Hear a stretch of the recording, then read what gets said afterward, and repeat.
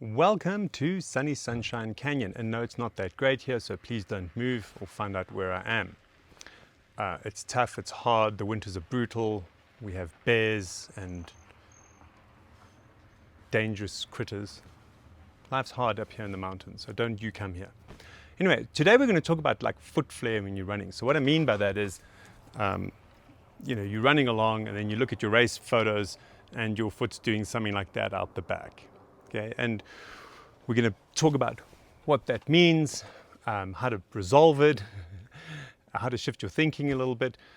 It's kind of at the heart of kind of a complex problem, so I'm going to try and stay on point and not ramble too much and give you sort of some clear guidelines on what to do and what not to do and actionable steps, and then we'll sort of explain and give a bit more context later if that's okay for you. So I would say there's three main reasons why I think there's three, why this might happen. Number one is here in the front of your hip, okay? So your iliacus, which is the pelvic bowl muscle, part of the iliopsoas, okay, iliacus psoas, when it flexes, it's coupled with external rotation. So knee flexes and external rotation. When it extends and that muscle needs to let go, and your psoas, it needs to internally rotate. So a lot of people, if you're caught in the front of your hip, as you're running, especially if you're running fast, as you create hip extension, you'll run into anterior hip, and your TFL is on the front side of your hip, okay, on the outside, and your anterior fibers, your glute medius. It's all very common in people that sit a lot. Maybe you fell on your tailbone, to have sort of anterior, maybe you're a triathlete and you cycle a lot, to have anterior hip tension. And basically when you run up against the limitations of your tissue in the front of your hip, you can bail out one of two ways. You can bail out internally, but it's more common if you tighten these structures to bail out externally. So that alone, just tight anterior hip on a very simplistic version, is going to flick your foot out. On a more complex note, it could be the tension in this hip.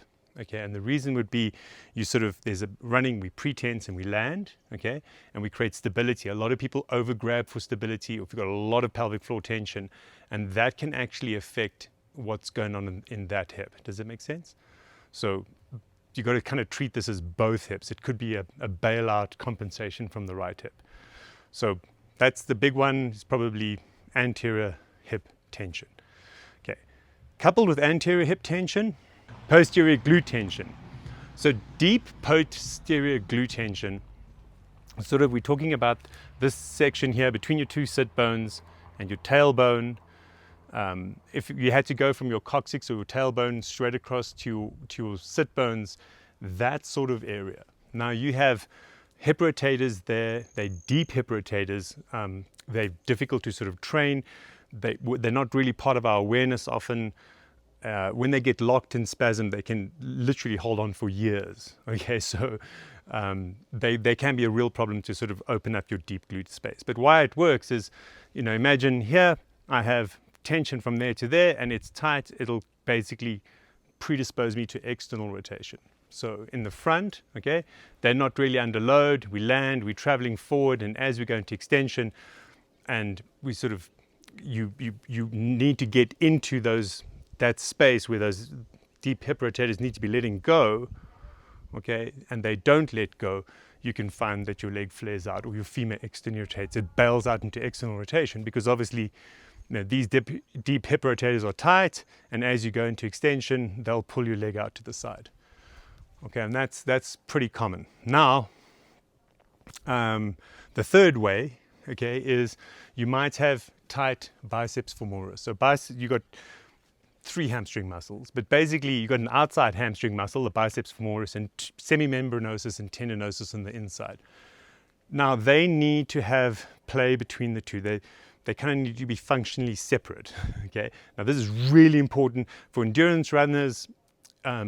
We really want a sense of internal tibial rotation because it sets us up for healthy foot pronation, healthy foot mechanics, healthy hip mechanics. So I'm going to show you tibial internal rotation, and because I have a video editor for YouTube, they're going to post the tibial internal rotation video here.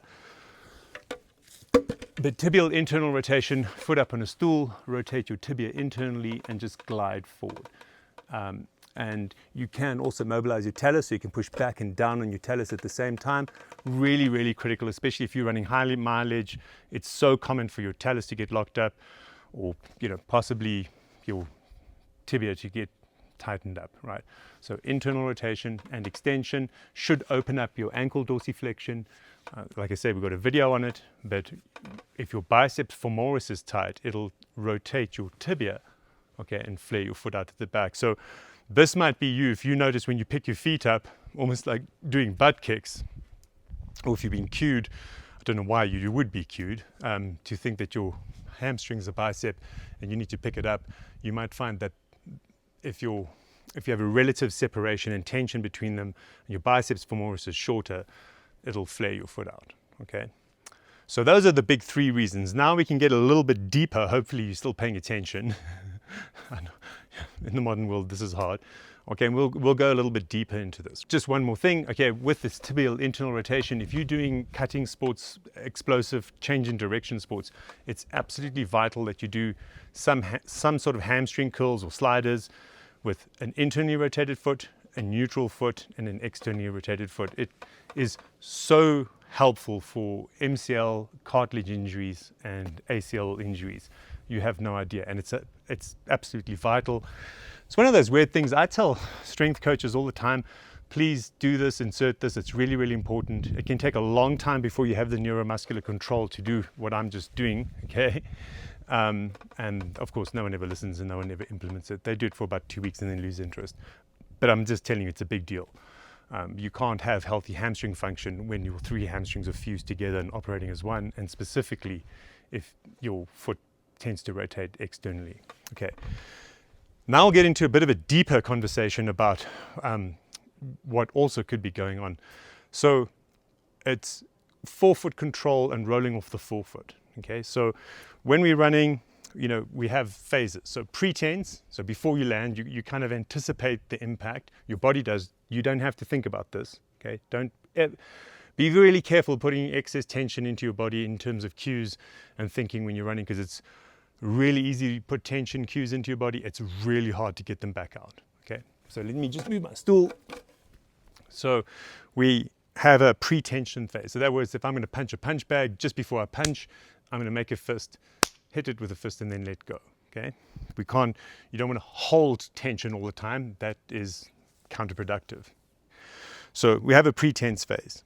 And then we have a landing phase, and hopefully your shin angle is pointing backwards and your foot is relatively underneath your hip when you land, which is great. Okay. A lot of modern rehab, for whatever reason, is obsessed with the pre-tension shape, okay, maybe the landing shape. And within reason, we want to be prepared for landing. We want to be strong and stable in that posture. Okay, but remember, landing in running should look something like this, where your head is over the landing foot. You've really structurally aligned. This hip is higher than that. Okay, so look at my shape from here, okay, and look at my shape here. And then ask yourself how much of your rehab that's supposedly running specific makes this shape. Very little of it, okay? But the more important thing is we have pre-tense, tense, and then we have the let go phase. Okay, so that iliacus, the tight hip flexors, they have to learn to let go. So if you want clean backside mechanics, you need to be able to release the pre-tense and the tension phase. So we're landing, traveling forward, storing elastic energy. And then we have the propulsion phase, which is knee behind hip and foot behind knee, okay? And that's where the drive comes, okay? And in this position, we then want to be able to roll off a forefoot.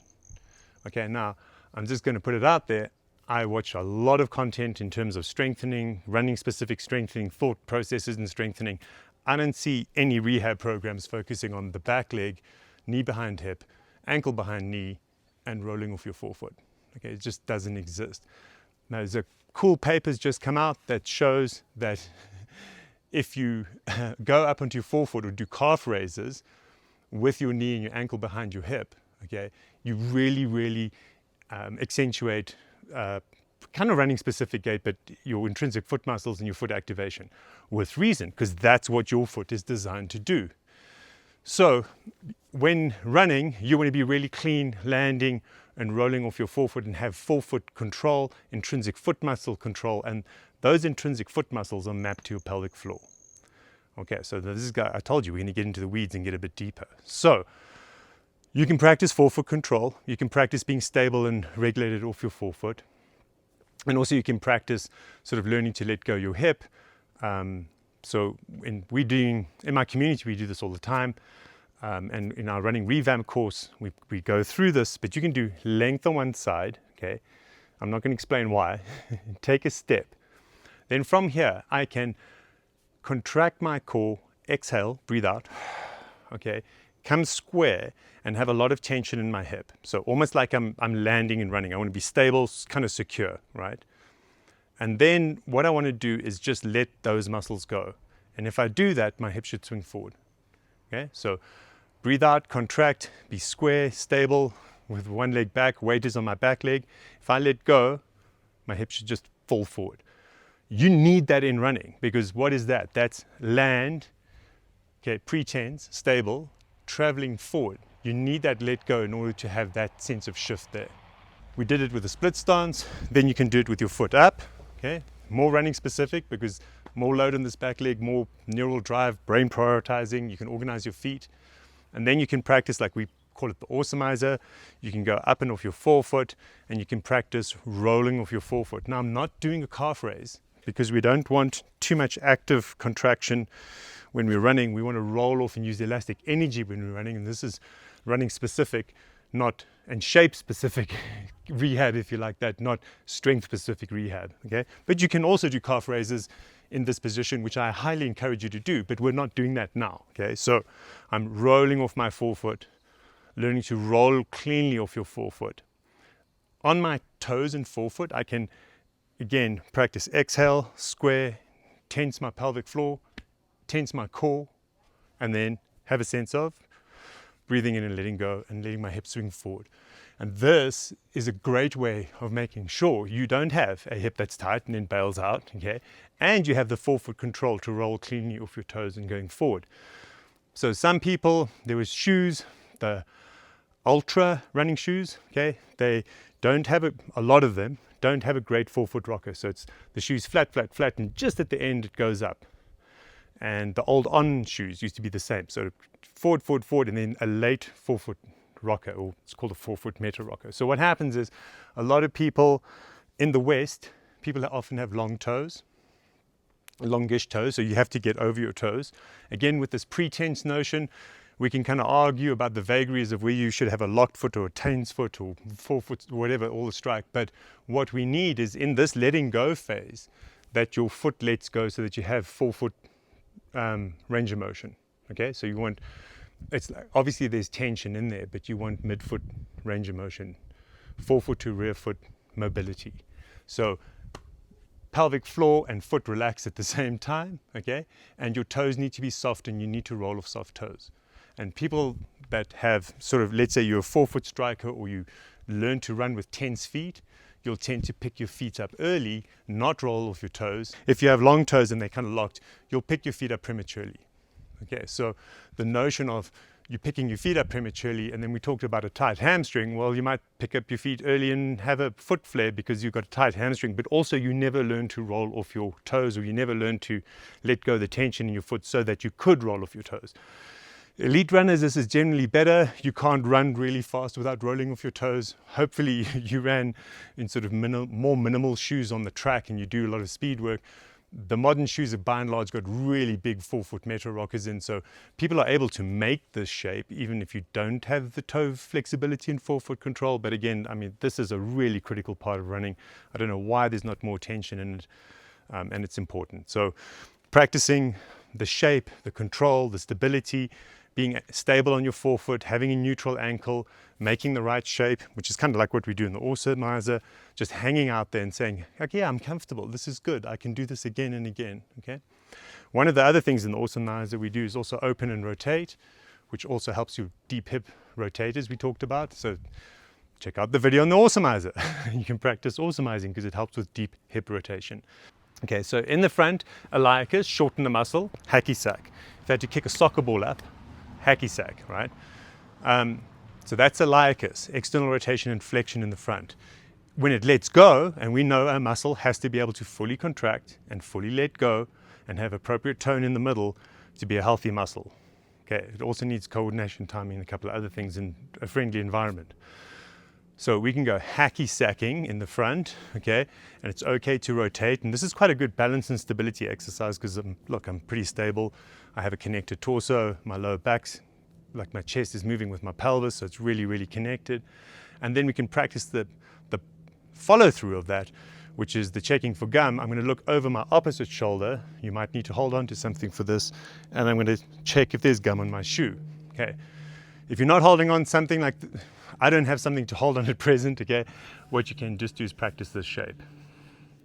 Again, connected, chest and belly button are connected, and you're just practicing that sort of follow through shape of running. We have a video called the modified scorpion roll, okay, where you can practice that lying down. It's a great tool to learn that when your front of your hips are soft and the front of your ankle is soft, your hip extensors release and your glute switches on and you don't become hamstring dominant. Because remember again, hamstring dominant might flare your foot out. Okay, tight front hips that don't know how to let go might flare your foot out, might hurt your hips. Okay, so modified scorpion roll is a great way of practicing the soft front of your ankle, soft front of your hips. Really helps you find your glutes when you're running. Okay, but standing it will look like this. Now, a word on hip swings. So you'll see people doing hip swings across and out. It's not the, you're not going to explode, okay, if you do hip swings that way, okay. This way is great mobility, okay. This way, yeah, you're opening up the front of your hips, maybe releasing the groin, but remember your hip is now out of pattern. We don't ever want an externally rotated in extension femur, okay, relative to your pelvis, okay. You need relative internal rotation of your femur in order to have healthy, clean, safe extension. Okay, so this is a much safer option for hip swings, or you can kind of get into swinging forward and then following through. So what I did here, I'll do it nice and slowly, swinging forward, following through. As your foot brushes the floor, you're going to kind of point your toe, and you're going to do hip swings like that. Okay. Let's call them running relevant hip swings. Okay, if you are anterior chain dominant, tighten your hips, a forefoot runner, sprint running, front side running mechanics, whatever you want to call it, sort of stuck in that pattern, and you practice swinging out like across here, which might feel good in the moment, okay, because your hips are tight, you're just basically fighting fire with gasoline. Okay, it's almost a guarantee you're going to have labrum issues, femoral neck issues. Okay, so please take my word for it. Don't try and prove me wrong on that one. Okay, so modified hip swings, really good idea, and practice that follow through. And you'll find it remarkably difficult when you first start. You'll be doing something like that and you'll go, oh shit, I have to soften the front of my ankle to make that shape. And as you soften your ankle, you'll notice, oh, my hip extends more. And maybe you might even feel your glutes waking up.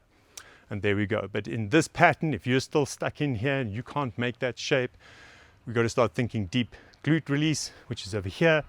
Okay, I don't really teach deep glute release publicly. It's a very, very powerful move.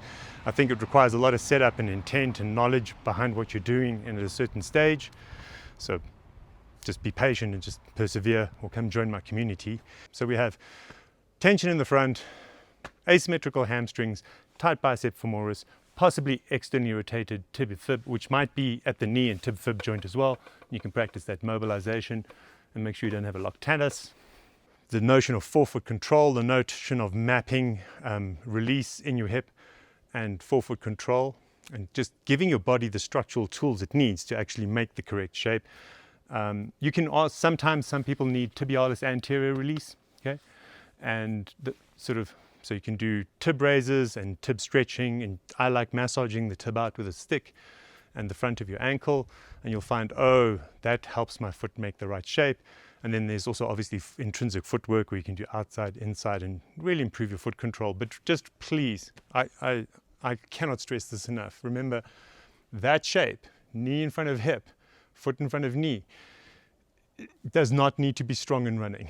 Okay, there's a little bit of pretension going on there. When your foot lands, your ankle is behind your knee. okay, and your torso is relatively upright. And not a lot of people put time in strengthening in this position, okay? So a lot of your hip is in deep flexion when you're trying to do single legs and RDLs, and then you wonder why it's not as relevant. Or you're in deep flexion here with really tight hip flexors and trying to create stability. With running, it's land, travel through, and here we really need a lot of stability and strength. So sort of strengthening with a weight over your head, learning forefoot control, slowly and carefully getting range of motion in your toes. If you know you have a locked foot and stiff toes, you really got to take your time to sort of mobilize them first. Like, I'm very, very specific in the way I work. I know this is long, but pay attention. When I work with people, I want a neutral calcaneus, forefoot to midfoot control, no forefoot varus, so first met head that can find the ground before I start going after off the toes control. So, there's that. I don't think it's one of those things you can jump into aggressively at all, okay? And the other one is just simple backward walking. Soft toes, heel down. Oh, look, I made the shape of awesome, okay? Soft toes, heel down. Oh, look, I made the shape of awesome. And there we go. Hopefully that helps. Hopefully it's not too long. So enjoy, and remember, like yourself, subscribe to yourself, and turn on your notifications, because you never know when the universe is trying to reach you.